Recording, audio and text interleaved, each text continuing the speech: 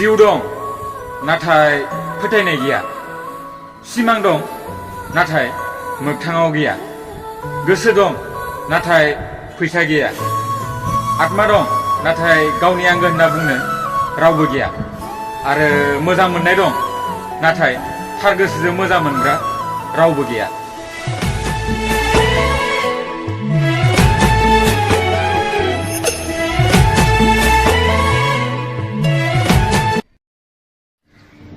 आं नोंखौ रायो आरो आं नोंखौ सोरजों बिजि दंमोन बेखौ सोङो, आरो वाट्सएपआव हाबनानै नोंनि लास्ट सिमखौ चेक खालामो।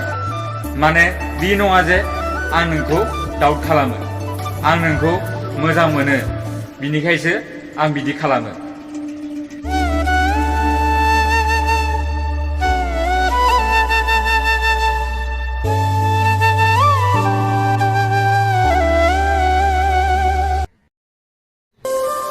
जों सेंग्राफोरा ना दुखुआवबो मिनिनो गोनां जायो, मानोना सोरबा जोंखौ सोंबा नोंहा मा जादों होनना बुंबा जों बेखौ गासिबो खोथाखौनो बेखेवनानै बुंनो हाया, आरो मालाबा समाव गाबनो ओंखारबा जोङो बे समाव गाबनोबो हाया।